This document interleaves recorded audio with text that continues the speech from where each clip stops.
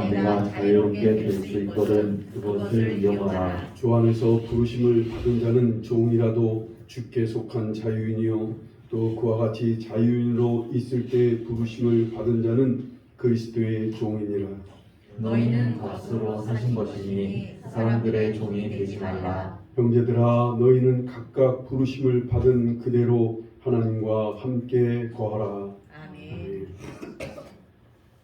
사람들은 인생을 살면서 크게 두 번의 혼란과 그리고 또한 고민의 시간을 가지게 된다고 그래요. 그 첫 번째가 청소년기 때 거치는 사춘기, 그 다음에 중년기에 거치는 사축이라 그래요. 가을, 그러니까 봄 춘자, 가을 추자를 써서 봄에 청소년기 때 겪는 고민과 혼돈의 시간을 사춘기라고 그러고, 중년기 때 인생의 중년기 가을이라고 표현해요. 그러니까 계절적으로 보면 가을쯤 되는 나이에 겪는 그런 고민과 혼란의 시간들을 사춘기라 그렇게 말합니다. 대부분의 사람들이 이 사춘기를 보내게 되고 사춘기를 반드시 지나게 된다고 그래요. 이 사춘기 때는 무엇을 고민해요? 대부분 청소년기 때 이 사춘기 때는 나라는 것이 무엇인가? 나는 어떤 사람인가? 나라는 사람의 가치와 의미를 발견하는 시간이 바로 이 사춘기예요. 그걸 그냥 구체적으로 나는 어떤 존재야 이런 걸 고민하는 게 아니라 내가 오늘 이 가족 중에서 내가 오늘 이 사회 속에서 내가 오늘 이 공동체 속에서 나라는 사람은 어떤 사람이야? 나라는 사람은 누구야? 나는 어떤 취급을 받는 사람인가? 뭐 이런 생각들을 하게 되고 여기에 눈을 뜨고 여기에 대해서 자기에 대해서 자그맣게 정리를 하고 넘어가는 그런 시간. 이때 정말 힘든 시간이죠.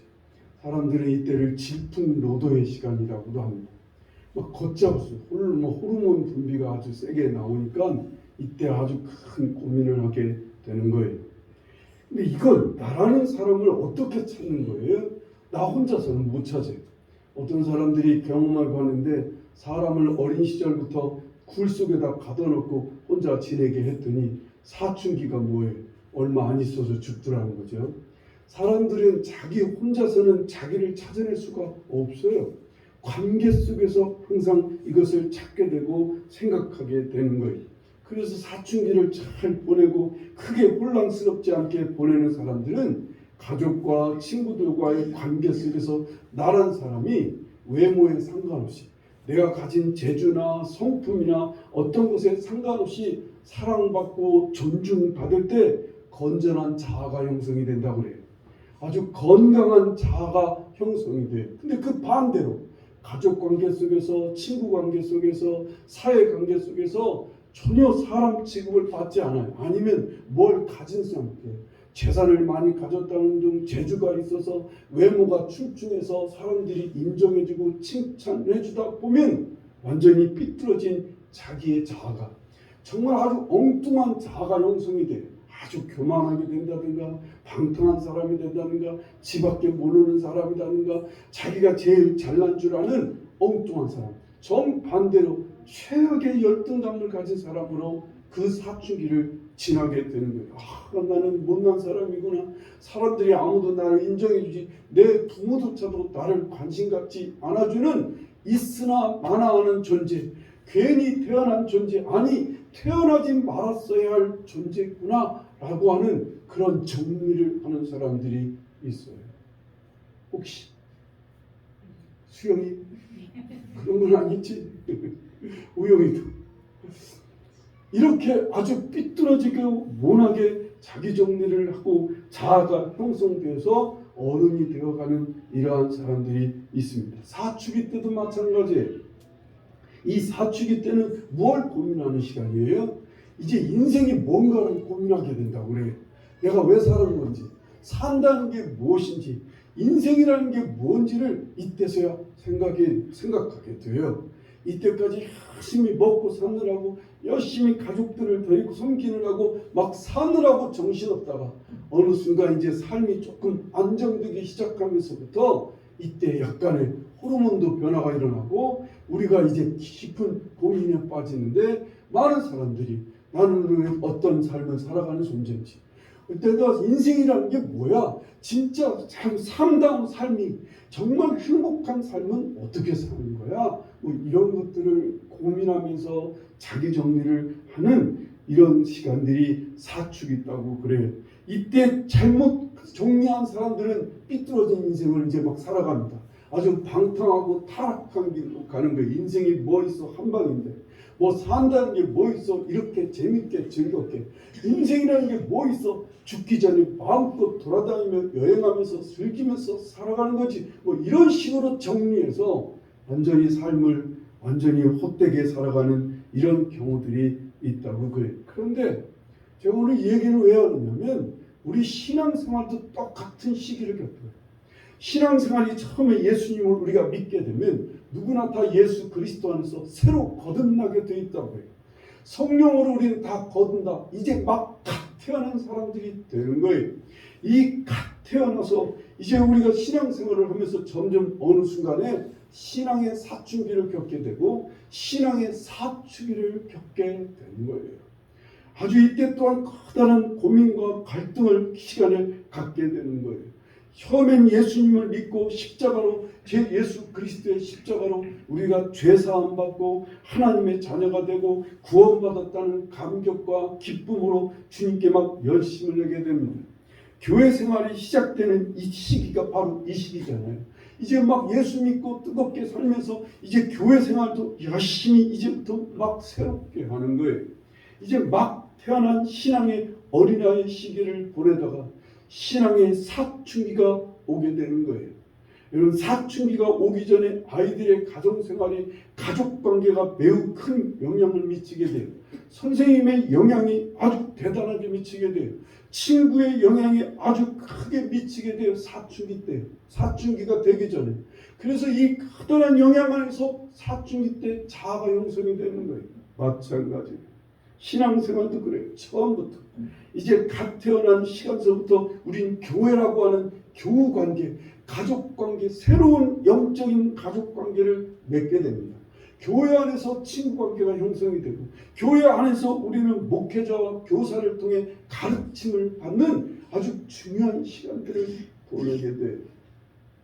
이때 교회가, 교회 분위기가 사람을 차별하고 외모로 사람을 대하고 외모로 사람을 가르치는 자가 있거나 세상적인 외모나 조건을 얻기 위해서 축복을 강조하고 가르치게 되거나 무슨 능력이나 은사 받은 것으로 성도의 줄을 세워주고 그런 가진 것으로 성도들을 줄 세워가며 그런 자를, 제 앞에 있는 사람들을 존중하고 제일 끝에 있는 사람들을 무시하는 이런 환경을 만들게 되면 오늘 여기 고린도 교회처럼 상당한 부작용, 심각한 부작용을 겪게 되는 거예요.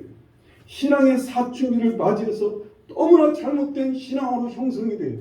신앙관이 완전히 삐뚤어진 신앙관으로 형성이 돼서 완전히 자기밖에 모르는 그러한 신앙자가 완전히 자기의 축복, 자기 인생, 자기 홀로만 존재하는 그러한 잘못된 신앙관을 갖는 삐뚤어진 신앙인으로 서게 되는 거예요. 지금 우리 한국교회 사춘기는 신앙의 사춘기를 잘못 보내갖고 완전히 삐뚤어진 신앙 형성, 자기 형성이, 자아 형성이 돼서 완전히 삐뚤어진 신앙생활하는 사람들, 도저히 고칠 수가 없을 만큼 삐뚤어진 이러한 신앙인들이 너무 많습니다.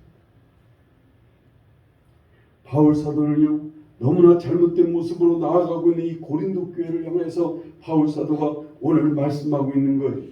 오늘 말씀 20절을 보셔요. 20절 말씀에 각 사람은 부르심을 받은 그 부르심대로 그대로 지내라 라고 말씀합니다. 22절을 보세요. 주 안에서 부르심을 받은 자는 종이라도 주께 속한 자유인이요 또 그와 같이 자유인으로 있을 때 부르심을 받은 자는 그리스도의 종이니라 라고 말씀해요. 종으로 예수를 믿고 주님의 부르심을 받은 사람이든 자유인으로 아니면 상전으로 예수 믿고 부름받은 사람이든 그리스도 예수 안에서는 모두 예수 그리스도 안에서 자유인이고 예수 그리스도 안에서 그리스도의 종이라 그 말입니다. 아멘. 왜 그렇다는 거예요? 23절을 보셔요. 너희는 각 값으로 사신 것이니. 누가 값으로 샀어요? 예수 그리스도가 값으로 사신 것이니 너희들은 사람들의 종이 되지 말고 누구의 종이라고요? 그리스도의 종이 되라는 거예요. 아멘. 주님께서 우리의 죄값을 치르기 위해 피를 흘려주셨어요.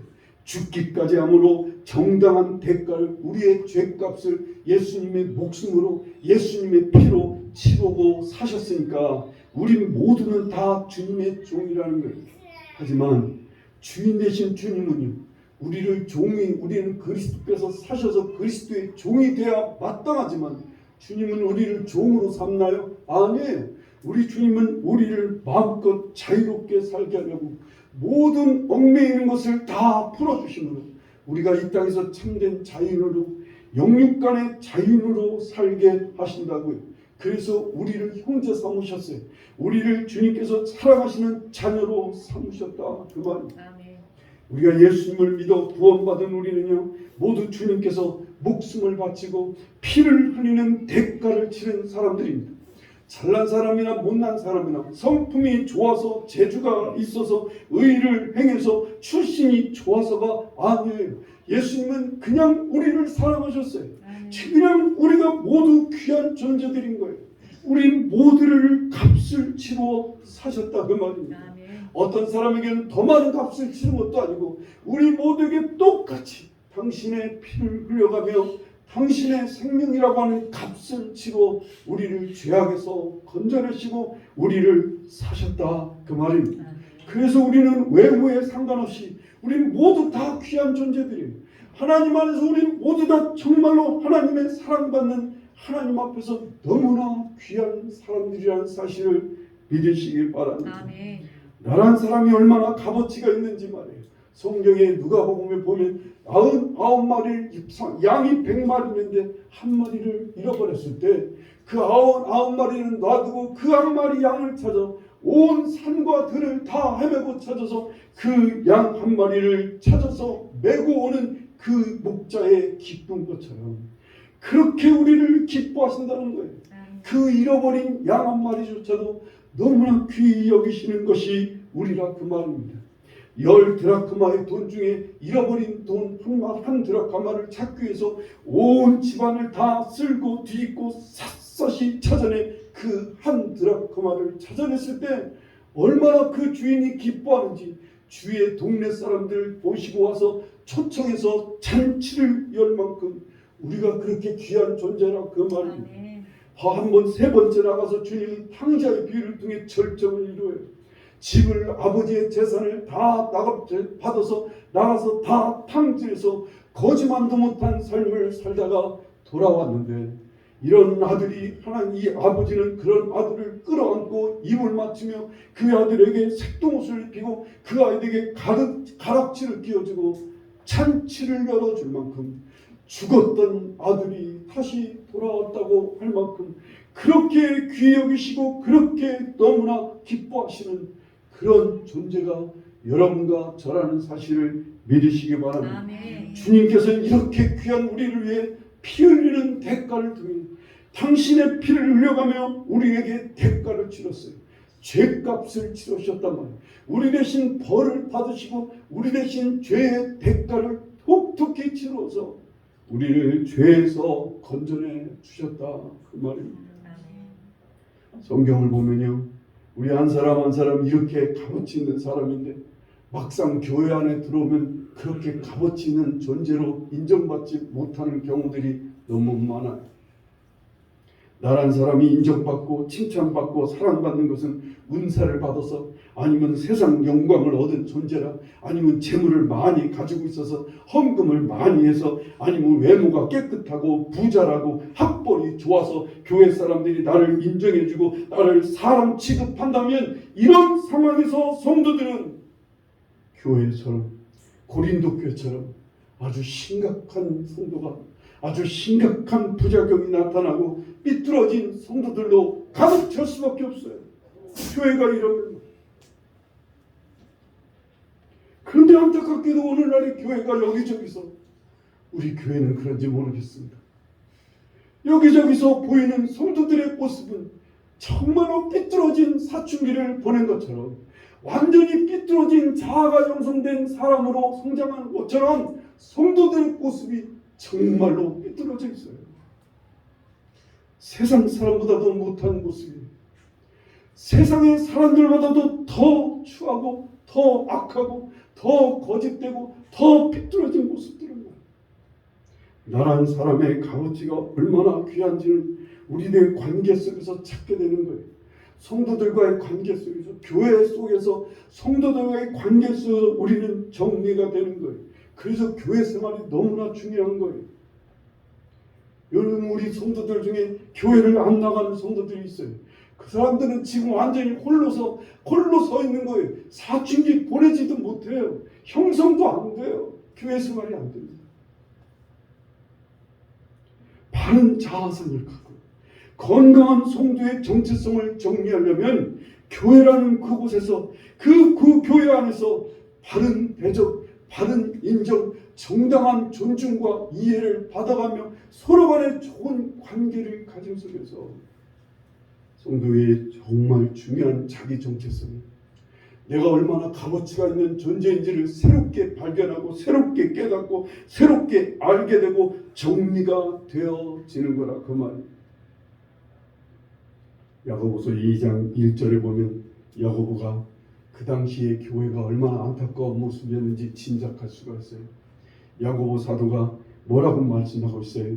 내 형제들아, 영광의 주 곧 우리 주 예수 그리스도의 믿음을 가지고서 사람을 외모로 취하지 말라라고 말합니다. 그리고 다음 2절 3절부터 보면 부자가 오면 이쪽으로 오시라고 친절하게 대접하고 가난한 자가 오면 그냥 아무데나 앉으라고 그렇게 한다는 거예요. 그러면서 2장 4절에 너희가 너희끼리 차별하며 악한 생각으로 판단하는 자가 되지 아니하였느냐 하고 말씀하시고, 2장 9절에 보면 너희가 사람의 외모에 관심을 두면 죄를 범하고 율법에 의해 범죄자로 확정되리라 라고 말씀합니다. 여러분과 나는 목사이기 때문에 귀한 대접받는 사람이 아니에요. 무슨 장로고 무슨 권사요 집사에게 반주자고 찬양 인도자이기 때문에 귀하고 중요하고 무언가 잘나서 사랑받는 사람이 절대 아니라 그 말입니다. 그냥 주님께서 피로 값주고 산 사람에게 온 천하보다도 더 귀하게 여기시는 값어치가 있는 사람에게 우리는 귀한 사람들입니다. 우리 모두는 외모에 상관없이 가진 거에 상관없이 학벌과 집안화 그 어떤 것에도 상관없이 말이에요. 우리는 하나님께서 당신의 독생자를 화목제물로 주실 만큼 사랑하시는 너무나 귀한 존재들, 그것도 예수님의 피로 값을 주고 대가를 치르고 사신 바 된 그러한 귀한 존재라는 사실을 믿으시기 바랍니다. 아멘. 이 진리를 받아들이고 이 귀한 진리를 믿고 확신할 수 있기를 간절히 바랍니다. 아멘. 그래서 오늘 말씀의 23절을 보면 너희는 값으로 사신 것이니 사람들의 종이 되지 말라 하십니다. 그리스도의 종이 되었기에 사람들의 종이 되지 말란 말이에요. 이제는 주님을 따라 사는 사람이 된 거예요. 이제는 하나님 나라의 왕이신 우린 주님의 종, 주님의 백성, 주님 나라의 사람이 됐다는 사실을 믿으시기 바랍니다. 24절을 보세요. 그래서 형제들아 너희는 각각 부르심을 받은 그대로 하나님과 함께 거하라 라고 말씀합니다. 세상에서 각자의 직업과 위치가 있어요. 그런 거 다 버리고 그런 거 다 뒤집어 엎으라는 게 아닌 거예요. 종으로 부름받은 사람이 갑자기 뒤집어서 지가 상전 노릇하려고 하고 그러지 말라는 거예요. 있는 그대로 그 지역, 그 직업과 그 위치에서 그대로 주님의 종이 되어 사는 거예요. 우리는 무엇을 하라 하십니까? 무엇을 하면서 종이 되라는 거예요. 하나님과 함께 거하라는 거예요. 우리는 그리스도의 종이 되었으니 이제 하나님 나라의 백성이 되었으니 하나님과 함께 거하라는 거예요. 하나님과 함께 거하라는 말씀이 무슨 뜻인가요? 우리 요한복음에서 주님께서 아주 잘 설명해 주십니다. 요한복음 15장 9절에 아버지께서 나를 사랑하신 것 같이 나도 너희를 사랑하였으니 나의 사랑 안에 거하라 라고 하시면서 내가 너에게 주는 계명이니 서로 사랑하라고 말씀하시는 거예요. 이게 주님만에 거하는 거예요. 하나님께서 예수님을 사랑하신 것 같이, 예수님이 우리를 사랑하신 것 같이 너희도 그렇게 서로 사랑하라 그 말입니다.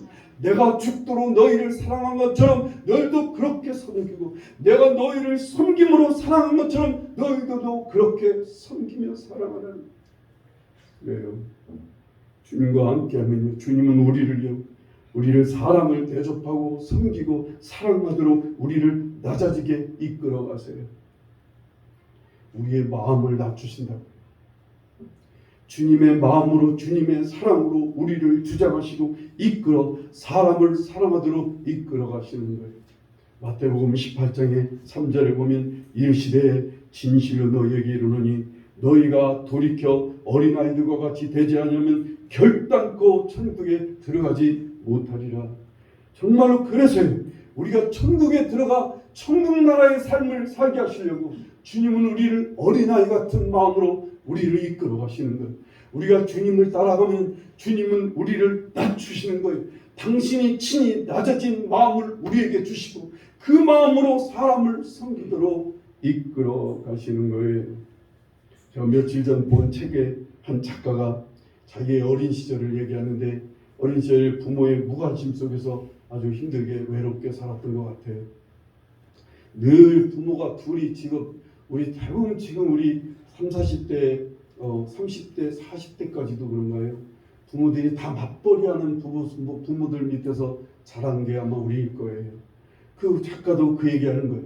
자기 부모님들이 늘 아침 일찍 나가서 밤 늦게 돈을 버느라고 밤 늦게 와서 늘 힘들고 피곤하고 살면서 그 엄마가 가끔 이런 말을 했다는 거예요. 너희들은 나처럼 살지 마라. 이렇게 엄마 아빠처럼 힘들게 살지 말라고 그런 말을 자주 하면서 살다 보니까 아주 자존감이 너무나 떨어진 그런 청소년기, 그래서 자존감이 완전히 바닥이 나서 그러고 정년기까지 이르렀다는 거예요. 이제 나이가 들어서 어느 날 이제 중에 가정을 이루고 살아가는데 어떤 아이가 이 동네에서 자꾸 뭘 이렇게 주워 먹는 거예요. 쓰레기통을 이렇게 자꾸 뒤지면서 뭘 주워 먹는 어떤 조그만 아이 하나를, 청소년이죠, 청소년. 그 아이를 혹시 데리고 와서 그 아이가 왜 그런가 봤더니 집을 나오라는 거예요. 집 나온 그 아이를 씻기고 그 아이에게 밥을 해주고 어디 잠자리가 없다는 것을 알고 자기 집에서 재워주는 거예요.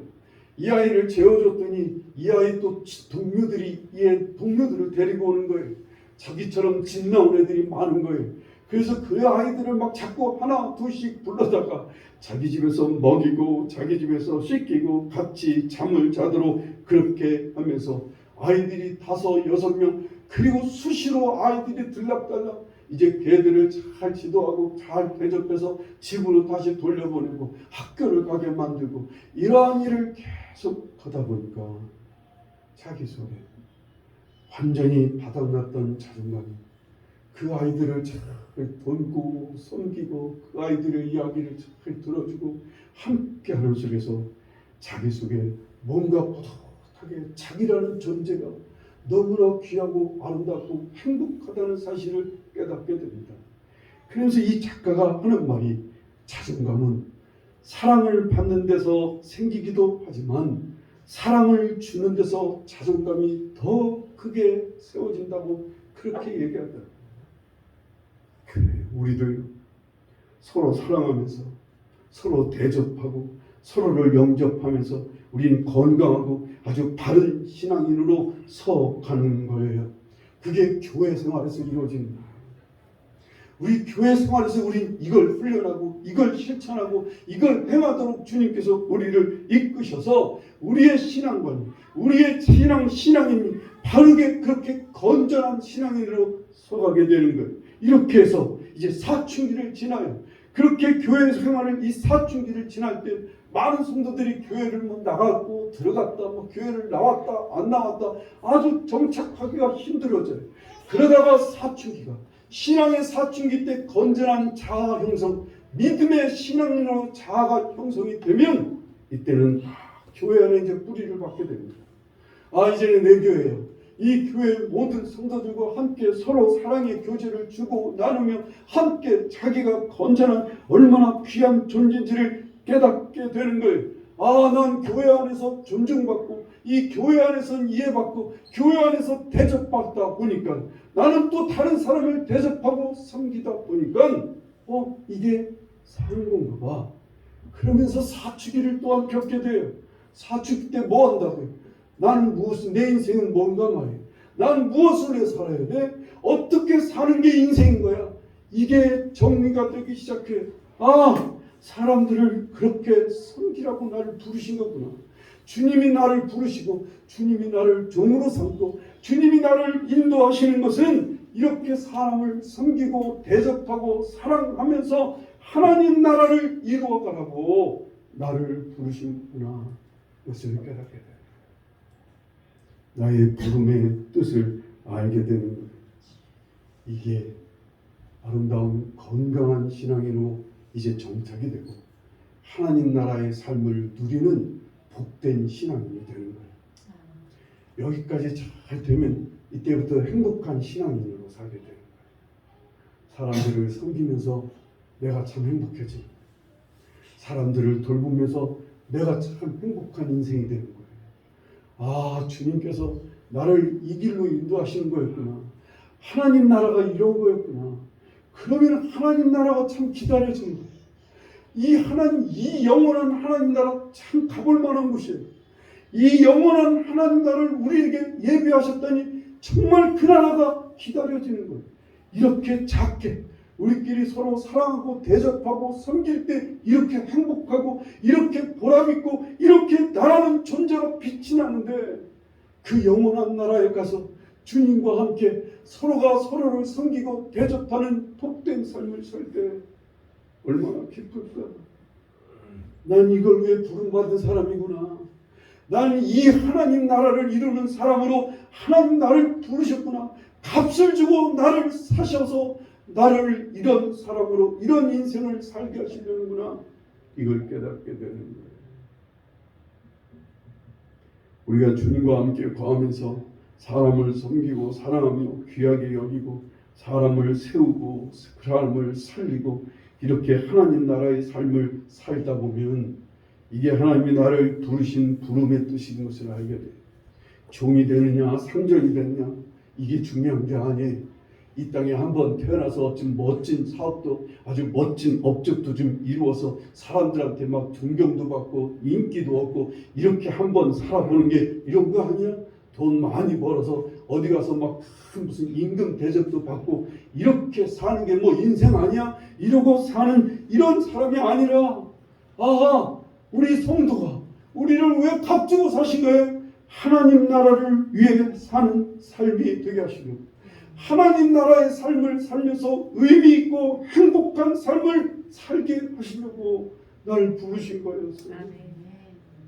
그렇게 큰 뭘 이루어서 사람들 앞에 막 인기를 얻고 큰 업적을 해서 위인이 되는 게 중요한 게 아니라 그 말이에요. 사람을 섬기고 사랑하면서 진짜 하나님 산다는 게 이런 거군요. 내가 누군가를 사랑하면서 여러분 가족 안에서도 가족관계 속에서 정말 가족끼리 서로 사랑할 때 정말 뜨겁게 사랑함으로 그 가족을 섬길 때 아, 이게 사는 거구나. 이게 진짜 행복이구나. 주님이 나를 이렇게 하려고 이 가정에 세우신 거겠구나. 이 험악한 가정 처음에는 얼마나 싸웠어요. 얼마나 갈등이 많았어요. 얼마나 찢어지고 싶고 도망치고 싶고 이 짐을 벗어나고 싶었다고. 그런데도 끝까지 주님의 권고와 주님의 붙드심이 있어서 위로해 주시고 붙들어 주셔서 이 가족들 섬기고 사랑함으로 잘 그 자리 주님을 의지하며 지켜냈더니 어느 날부터 내 안에서 내가 저 가족에 상관없이 내 안에 기쁨이 있는 거예요. 내 안에 정말 나라는 삶의 존재가 이렇게 귀하고 이렇게 보람있고 이렇게 아름다운 것을 깨닫게 되는 거예요. 내 눈앞에 세상은 변하지 않았어요. 내 눈앞에 가족은 변하지 않았지만 나는 변했다고요. 나는 그걸 누리고 있다고요. 이렇게 살도록 주님이 부르신 거예요. 신앙인들은 그렇게 자기 값어치를 아는 만큼 살아요. 내가 얼마나 값어치 있는 존재인지를 아는 만큼 그 값어치를 하게 되어 있다고요. 많은 신앙인들이 자기 값어치를 모르니까 정말 값싼 삶을 살 수밖에 없는 거예요. 자기가 얼마나 귀한 존재인지를 모르니까 세상 사람들 앞에 구걸을 하면서 귀한 존재, 귀한 대접을 받고 싶어 그저 구걸하고 찾아다니고 있는 거예요. 아니에요. 자기 가치를 아는 사람들, 자기 가치가 너무나 귀하고 큰 것을 아는 사람은 그만큼 가치 있게 자기 존재를 빛나게 살아가게 되어 있어요. 그게 주님이 원하시는 뜻이에요. 나는 우리 성도들이 이 최고의 값어치가 있는 삶을 살아갈 수 있기를 간절히 바랍니다. 아멘. 내가 얼마나 귀한 값어치 있는 사람인지, 하나님이신 예수님이 날 위해 죽어주실 만큼 난 진짜 값비싼 사람입니다. 하나님의 피로, 주님의 피로 나를 사셔서 나를 죄악에서 건져 하나님의 백성이 되게 하신 이 놀라운 값어치 있는 사람이기에 나는 그 값어치 있게 이제는 살아가야 돼요. 이 값어치 있게 살 수 있는 길이 누구냐고요? 예수님밖에 더 있어요. 아멘. 예수님만이 우리를 그 길로 인도하세요. 가장 값비싼 삶을 살도록 우리를 이끌어 주실 거예요. 가장 보석 같은 삶을 살도록 우리를 인도해 주실 거예요. 그냥 주님을 따르는 거예요. 열심히 주님을 믿고 따르면 주님은 우리를 그렇게 값비싼 삶을 살도록, 하나님 나라의 삶을 살도록 이끌어 주실 것을 믿으시기 바랍니다. 아멘. 일어나셔야 돼. 아멘. 여러분 그냥 거기에 주저앉아서 그냥 그 냄새나는 똥통에 앉아서 왜 이렇게 냄새날까? 왜 인생이 이렇게 냄새나고 지저분하고 힘들까? 참 아무 소용없어요. 그냥 일어나라고요. 주님이 부르시는데 그냥 주님이 부르시는 대로 그냥 돌이키는 거예요. 예수 그리스도를 향해 돌이켜요. 삶을 돌이키는 거예요. 돌이키는. 그래서 나 이제 한번 주님 한번 따라보랍니다. 나 이제 예수님이 이리 가라면 이리 가고 저리 가라면 저리 갈 테니까 주님, 내가 한번 주님께 내 인생 맡겨보렵니다. 나의 인생의 가치대로 살게 해주세요. 주님이 나를 값싸게, 정말 값비싸게 대가를 치러주셨으니 이 귀한 대가를 치는 이 인생 하나님 써주세요. 이제 사용해 주세요. 그렇게 해서 주님 앞에 아주 비싸게, 아주 값어치 있게 쓰임받는 여러분과 제가 되기를 간절히 바랍니다. 아멘. 우리들은 굴러다니는 돌멩이가 아니에요. 우리는 이 땅에 우연히 와서 먼지처럼 살다가 사라지는 존재 절대 아니에요. 온 세상보다도 귀한 존재들이고 아멘. 우리 주님이 피를 흘려가며 우리를 건져내신 너무나 귀한 존재들이에요. 우리의 외모가 이래서요? 우리가 가진 것이 없어서요? 아니 우리가 못나서요? 아니에요. 그것에 상관없이 이 땅의 모든 인간들은 다 귀한 존재들이에요. 너무나 값어치 있는 존재들이에요. 그 값어치대로 살 수 있도록 이끌어 주시는 분은 예수님밖에. 그래서 예수님을 따르고 그 예수님을 힘써 쫓아 행함으로 남은 인생, 우리의 남은 인생이 정말 복된 인생입니다. 값비싼 정말 값어치대로 살아가는 그런 삶이 될 수 있기를 간절히 축원합니다. 아멘. 기도하시겠습니다. 우리 시간 함께 기도하실 때 하나님, 나를 그렇게 피로